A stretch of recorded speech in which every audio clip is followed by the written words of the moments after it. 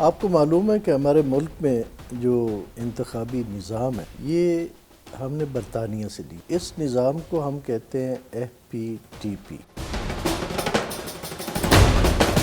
اگر turn out 44% ہے، 50% ہے، 60% ہے، تو ان لوگوں میں سے بھی زیادہ تر جو اکثریت ہے وہ اس ریپریزنٹیٹیو کو، اس نمائندے کو اپنا نمائندہ منتخب نہیں کرتی جو پارلیمنٹ میں چلا جاتا ہے.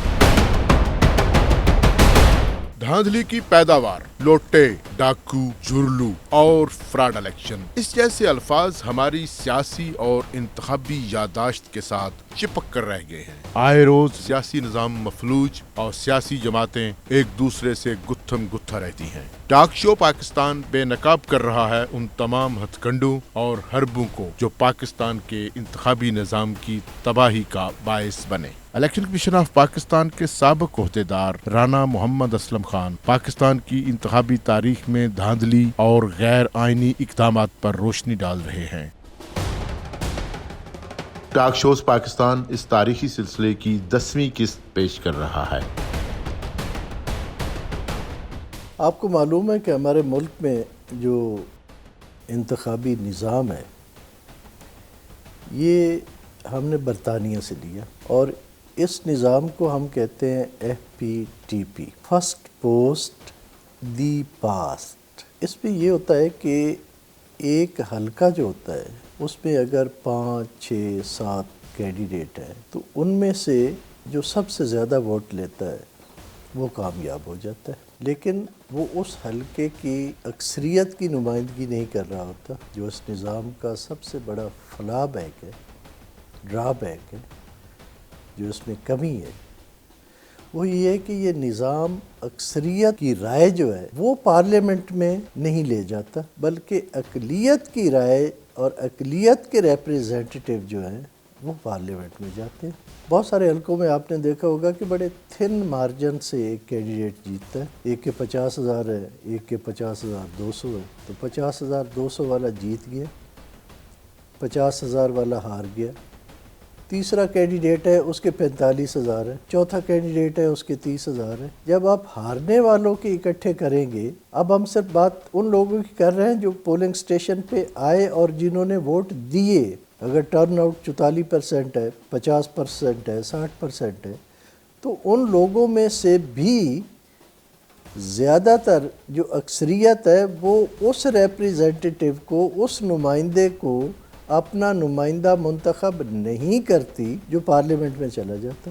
پھر جو ایک آرگنائزڈ ریگنگ ہوتی ہے اور جو پولیٹیکل ایلیٹ، جو میں کہتا ہوں کہ اس نظام کو وہ بدلنے نہیں دیتی. آپ پچھلے دور میں آپ نے دیکھا کہ 5 سال ایک کمیٹی بیٹھی رہی کہ جی الیکٹورل ریفارمز ہو رہی ہیں، اس میں ساری پارٹیز کے نمائندے تھے، اور ان الیکٹورل ریفارمز کے بدلے میں آپ نے 10-15 قوانین جو ہے ان کو ختم کر کے الیکشن ایکٹ 2017 لے کے.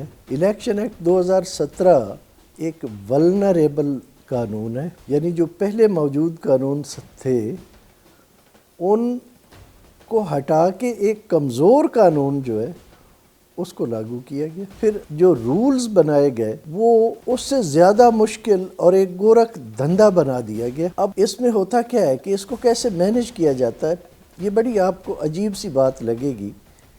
میں آپ کو 2 الیکشنز کی مثال دیتا ہوں. ایک الیکشن 2008 کا الیکشن آپ لے لیں. 2008 کے الیکشن میں جو پاکستان پیپلز پارٹی ہے اس نے کل 10.6 ملین ووٹ لیے. یہ جو پرسنٹیج بنتی ہے یہ 30.6، یعنی ٹوٹل جتنے ووٹ کاسٹ ہوئے ان کی 30% پرسنٹیج بنتی ہے، اور انہوں نے 97 سیٹس جو ہے وہ سیکیور کی. پھر آپ دیکھیں مسلم لیگ نون کو، انہوں نے 6.8 ملین ووٹ لیے اور یہ پرسنٹیج بنتی ہے 19.6%، اور اس کے ساتھ انہوں نے 71 سیٹس لی. 30% کے ساتھ 97 اور 19% کے ساتھ 71 سیٹس. اور پھر پاکستان مسلم لیگ کیو، انہوں نے 8.9 ملین، یعنی 80 لاکھ سے زیادہ ووٹ ہیں ان کے. اور جو مسلم لیگ نون ہے اس سے تقریباً 14 سے 15 لاکھ زیادہ ووٹ لیے. ٹوٹل 23% ووٹ لیے جو ووٹ کاسٹ ہوئے، لیکن ان کو سیٹیں کتنی ملتی ہیں؟ صرف 42. 80 لاکھ جو پارٹی ووٹ لے رہی ہے 23%، اس حساب سے اگر 342 میں سے ان کا حصہ ووٹوں کے تناسب سے نکالا جائے تو وہ کوئی 70 کے لگ بھگ بنتی ہے، اور جو 71 لے رہی ہے اس کا 19 کے حساب سے دیکھا جائے تو وہ 50-55 سیٹیں بنتی ہیں. لیکن نظام الٹ ہو گیا کہ ووٹ تو ایک پارٹی جو ہے وہ 80 لاکھ لے کے 23% ٹوٹل ووٹوں کا لے کے سیٹیں وہ صرف 42 لے رہی ہے. دوسری اس سے 15 لاکھ کم ووٹ لے کے سیٹیں جو ہے وہ 71، یعنی اس سے کم و بیش 28-29 سیٹیں جو ہے وہ زیادہ لے رہی ہے. یہ 3 بڑی جماعتیں ان کی میں بات کر رہا ہوں. اسی طرح اگر ہم دیکھیں یہ جو ہمارا الیکشن ہے 2013 کا، 2013 کے الیکشن میں مسلم لیگ نون نے 8.7 ملین ووٹ لیے اور یہ 44.38% بنتے ہیں. اس کے ساتھ ان کی سیٹیں ہیں 136، اور پیپلز پارٹی نے ان سے آدھے ووٹ لیے تقریباً 4.2 ملین، لیکن سیٹیں ہیں ان کی 18. 135 اگر ان 8 ملین پر 135 ہے تو 4 ملین پر 65-70 سیٹیں ہونی چاہیے، لیکن سیٹیں ان کو 18 مل رہی ہیں. یہ نظام چونکہ پولیٹیکل ایلیٹ اور اس کے مینیجرز جو ہیں ان کو وارہ کھاتا ہے، اس لیے یہ نظام نہیں بدلتے. یہ ریفارمز کے جی ایک فارم تبدیل کر دو، اس میں حلف نامہ ڈال دو، اس میں حلف نامہ نکال دو، اس میں ایسٹ ڈال دو، اس میں ایسٹ کا ٹوٹل جو ہے وہ غائب کر دو. اس میں جی ہے یہ نومینیشن پیپر پہلے رولز میں ہے تو اب نومینیشن پیپر جو ہے اس کو ایکٹ میں ڈال دو. تو یہ ریفارمز نہیں ہیں. ابھی آپ EVM کی بات کر رہے ہیں، الیکٹرانک ووٹنگ مشینیں کبھی بھی انسانی عقل سے بہتر کام نہیں کر سکتی. علامہ اقبال نے کہا تھا کہ ہے دل کے لیے موت مشینوں کی حکومت، احساس مروت کو کچل دیتے ہیں آلات.